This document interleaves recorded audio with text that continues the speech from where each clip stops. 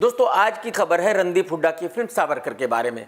आज मैं आपको बताऊंगा कि फिल्म सावरकर का प्रोजेक्ट कैसे बना। और भाई साहब ये प्रोजेक्ट के बारे में जानने के बाद अगर आप हंसते हंसते लोटपोट ना हो गए तो मेरा नाम बदल देना। देखिए फिल्म सावरकर के दो प्रोड्यूसर हैं। फिल्म सावरकर शुरू की थी निर्माता संदीप सिंह और निर्माता आनंद पंडित जी ने। इस फिल्म का डायरेक्टर था महेश मंजरेकर और हीरो था रणदीप हुड्डा। इस फिल्म का बजट तय हुआ था 18 करोड़ रुपए। 9 करोड़ रुपए आनंद पंडित ने लगाने थे और 9 करोड़ रुपए संदीप सिंह ने लगाने थे। बड़ी ही धूमधाम के साथ फिल्म की शूटिंग चालू हुई और शूटिंग चालू होने के कुछ दिनों के बाद ही महेश मंजरेकर और रणदीप हुड्डा में झगड़े होने लगे। मंजरेकर ने एक इंटरव्यू दिया है टाइम्स ऑफ इंडिया को और उसमें बताया है कि रणदीप हुड्डा मंजरेकर को बताने लगा था कि शॉट कैसे लगेगा, डायरेक्शन कैसे होता है, कॉस्ट्यूम क्या होगी, क्या लोकेशन होगा और रणदीप हुड्डा कैसे एक्टिंग करेगा। आप सभी जानते हैं कि महेश मंजरेकर एक पुराना और सीनियर डायरेक्टर है।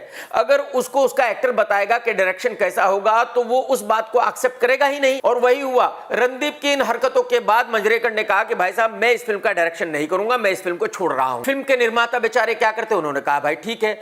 तो महेश मंजरेकर ने इस फिल्म को छोड़ दिया। इसके बाद रणदीप ने कहा कि भाई साहब मैं इस फिल्म का डायरेक्शन खुद ही कर लेता हूं। एक कहावत है कि मरता क्या नहीं करता। तो निर्माताओं ने कहा ठीक है भाई आप ही डायरेक्शन कर लो। तो अब रणदीप हुड्डा ने इस फिल्म का डायरेक्शन शुरू किया। रणदीप ने कुछ दिनों तक तो शूटिंग ठीक ठाक की।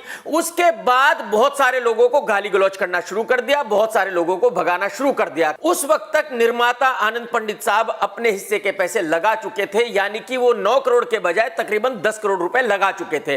अब पैसा लगाना था संदीप सिंह ने। लेकिन संदीप सिंह का यह कहना है कि क्योंकि रणदीप हुड्डा ने बहुत सारे लोगों को फिल्म से निकाल दिया था, भगा दिया था और यही वजह थी कि संदीप ने रणदीप से कहा कि भाई मैं पैसे नहीं लगाऊंगा, मुझे यह फिल्म नहीं बनानी, इस फिल्म को बंद कर देते हैं। अब बेचारे रणदीप हुड्डा को बड़ी मुश्किल से तो एक फिल्म मिली थी एज ए हीरो। अगर वो भी बंद हो जाए तो रणदीप करे क्या?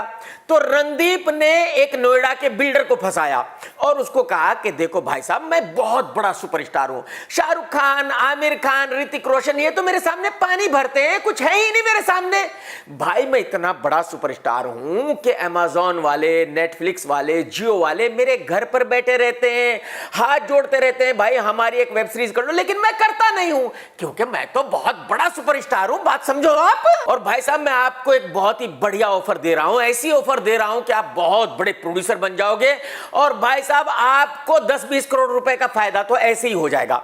भाई मैं एक फिल्म कर रहा हूं जिसका नाम है सावरकर, उसमें 10 करोड़ रुपए लग चुके हैं। अब मुझे आगे सिर्फ 18 करोड़ रुपए और चाहिए इस फिल्म को कंप्लीट करने के लिए। तो रणदीप हुड्डा ने बिल्डर से कहा कि देखो भाई वैसे तो मैं किसी को भी बोल सकता हूं इस फिल्म को प्रोड्यूस करने के लिए, जियो को, अमेज़न को, नेटफ्लिक्स को, कोई भी कर लेगा, लेकिन मैं जो ये प्रॉफिट है ये उनको नहीं देना चाहता। आप मेरे भाई हो तो इसलिए मैं चाहता हूं कि आप इस फिल्म को प्रोड्यूस करें और आप बहुत बड़े प्रोड्यूसर बन जाए, आपका दुनिया में नाम हो जाए।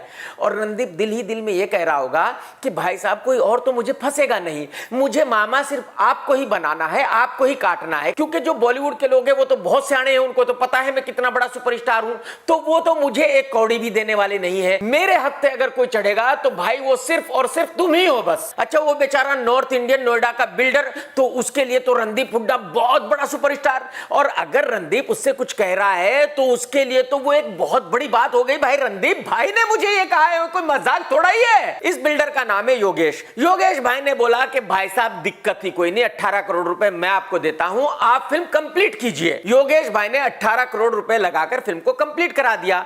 अब आप याद कीजिए फिल्म जब शुरू हुई थी तब बजट था 18 करोड़ रुपए, लेकिन इसके बाद फिल्म का बजट हो गया तकरीबन 28 करोड़। अब ये बेचारा प्रोड्यूसर नया आदमी है, बिल्डर आदमी है, इसको क्या पता कि भाई बॉलीवुड का क्या सिस्टम है, किस तरह से कोई किसी फिल्म का प्रोड्यूसर बनता है। तो इस बेचारे को तो इतना ही पता था कि भाई पैसे इसने लगाए हैं तो फिल्म इसकी हो गई, ये निर्माता बन गया। जबकि हकीकत यह है कि उस फिल्म का निर्माता आज भी आनंद पंडित ही है जिसने उस फिल्म को शुरू किया था। तो रणदीप ने एक नोटिस निकाला कि भाई मैं इस फिल्म का प्रोड्यूसर हूं, मैं इस फिल्म को रिलीज करने जा रहा हूं, मैं इस फिल्म को बेच सकता हूं, जबकि लीगली उस फिल्म के प्रोड्यूसर हैं आनंद पंडित साहब। इस नोटिस के बाद आनंद भाई चले गए हाई कोर्ट।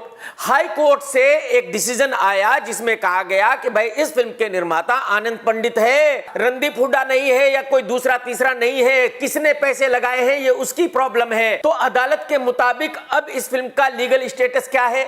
लीगल स्टेटस ये है कि इस फिल्म का निर्माता आनंद पंडित है, वही इस फिल्म को बेच सकता है, वही इस फिल्म को रिलीज कर सकता है, कोई दूसरा आदमी ना इसे बेच सकता ना रिलीज कर सकता। अच्छा, कमाल यह है हाई कोर्ट में रणदीप हुड्डा के वकील ने भी यह मान लिया कि हां सर, हम इस फिल्म के निर्माता नहीं हैं, इस फिल्म के निर्माता आनंद पंडित साहब ही हैं और वही इस फिल्म को बेच सकते हैं, वही रिलीज कर सकते हैं, हम कुछ नहीं कर सकते। लेकिन जो बेचारा नोएडा का बिल्डर है उसको कुछ नहीं पता। उसको रणदीप हुड्डा बता रहा है कि देखो भाई, इस फिल्म के 20-22 करोड़ रुपए के तो मैं सिर्फ डिजिटल राइट्स ही बेच दूंगा जी को, और फिर यह फिल्म थिएटर में रिलीज होगी तो यह फिल्म बिजनेस करेगी कम से कम 70-75 करोड़ रुपए का तो करेगी, क्योंकि मैं बहुत बड़ा सुपरस्टार हूं। तो भाई साहब, आपके तो वारे न्यारे हो चुके हैं, आपको तो 20-25 करोड़ रुपए प्रॉफिट ऐसे ही मिल जाना है, आपकी तो बल्ले बल्ले हो जानी है। और जैसे कि मैंने कहा कि योगेश भाई तो बेचारे नए आदमी हैं, उनको क्या पता कि भाई रणदीप सही कह रहा है या गलत कह रहा है, जबकि हकीकत यह है कि इस फिल्म के डिजिटल राइट्स 8 से 10 करोड़ रुपए में मैक्सिमम बिक सकते हैं, उसके ऊपर तो बिक ही नहीं सकते, सवाल ही पैदा नहीं होता। तो अगर यह फिल्म 28 करोड़ में बनी है और 12 करोड़ रुपए का पीएनए लगेगा तो फिल्म हो गई 40 करोड़ की। अगर 10 करोड़ रुपए में डिजिटल राइट्स बिकते हैं तो आगे बच गए 30 करोड़ रुपए, और थिएटर से मैक्सिमम शेयर आ सकता है 5 करोड़ रुपए का, यानी कि आगे बच गए 25 करोड़ रुपए। तो ये जो बाकी के 25 करोड़ रुपए है ये नुकसान समझिए, और नुकसान किसका होगा? सिर्फ और सिर्फ योगेश भाई का, जो इस फिल्म के फाइनेंसर हैं। क्योंकि आनंद पंडित साहब के जो 10 करोड़ रुपए लगे हैं वो तो पहले वो 10 करोड़ रुपए लेंगे तभी फिल्म को रिलीज होने देंगे, नहीं तो नहीं होने देंगे। ये आनंद पंडित साहब का बड़प्पन होगा अगर वो सिर्फ 10 करोड़ रुपए लेकर ही मान जाए, वो ब्याज ना मांगे। दोस्तों, आप भी कमेंट्स करके जरूर बताना कि वीडियो आपको कैसा लगा। टेक केयर दोस्तों, tata bye bye, love you.